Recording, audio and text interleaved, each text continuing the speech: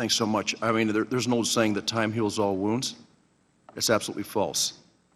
The wound may heal, but it leaves a deep scar. It's there forever. Your loss and the show of patriotism and courage from your brother is an incredible lesson for all of us to look at.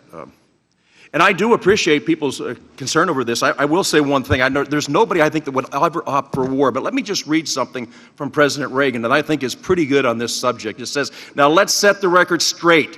There's no argument over the choice between peace and war. But there's only one guaranteed way you can have peace, and you can have it in the next second: surrender." When we talked about the agreement with Libya, and now we look at this new Iran agreement, there is a huge difference between the two outcomes, is there not? I look now where we're sending billions and billions of dollars of American money over. It's getting distributed through Iraq into Iran's hands, a lot of it going to ISIS and other terroristic entities. There's just no doubt in my mind they've already violated the agreement. So, Mr. Dubowitz, Mr. Scheiser, Mr. Feith, if you can, I mean, there is a huge difference, right? I mean, so the stark difference of this is the difference between day and night, where you had one person, Gaddafi, who was ready then to say, okay, fine, we're going to give in to this. And then you have the situation now where it's almost like we're the laughing stock of any type of a peace agreement. Like, yeah, we're going to go ahead and do what we want to do anyways. First of all, I don't believe you can ever have an agreement with anybody unless both parties agree that they want to get to a common end. Ours was to keep Iran from getting nuclear agreements. Their purpose was to go ahead and progress on the path that they were on. So it went from never getting to for sure getting them. If you can tell me, when it came to Libya, there were stark differences and the behavior was completely different. What would make anybody think just after a month or so of this agreement being signed that somehow this is going to have a positive effect? I don't get it. Is there something I'm missing? Mr. Feith, if you would. Representative Kelly, I think that you're correct that there is a world of difference between the cases. One of the main differences is clear from the history that led to Gaddafi's decision to get rid of his WMD. What happened was the United States had reacted to 9/11 in a fierce fashion. There was an intense commitment on the part of the U.S. government to deal with the problem of countries that supported terrorism and pursued weapons of mass destruction. And what Gaddafi saw was that the United States had overthrown the Taliban regime in Afghanistan and had overthrown the Saddam Hussein regime in Iraq. The timing is quite significant. Gaddafi, like the Iranians, wanted to get rid of the economic sanctions on his country.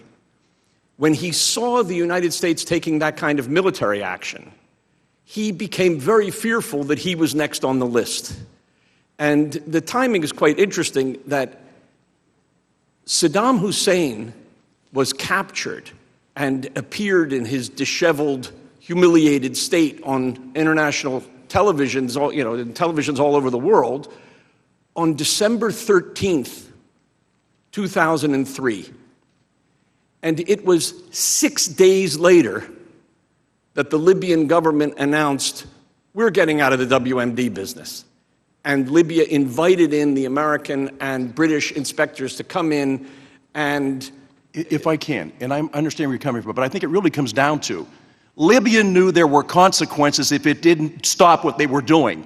Iran has absolutely no respect for this agreement and doesn't feel any consequences from it, neither militarily or financially. So why should they follow the agreement? There's no reason for them to follow the agreement. I just would suggest that in any type of agreement, in any type of a treaty that you come to, this is not a treaty, that if there are no consequences for bad behavior, and they've already violated this agreement, why in the world would they suddenly say, you know what, I think we'll start going along with the intent of what was trying to be done?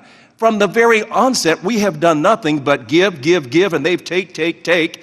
We talked about people that have been held hostage. That never came into it. We talk about now they're testing missiles that aren't going to deliver care packages or deliver nuclear warheads, and there is absolutely no retribution for this. There's no consequences to this. So why in the world would we think that somehow even as tax consequences, we have become so vanilla, we have become so soft, we have become so weak that nobody respects us anymore. Our friends don't trust us, and our enemies don't respect us. I would just suggest, and Mr. Steedham, I got to tell you, what your brother did in that airplane was the America that I remember.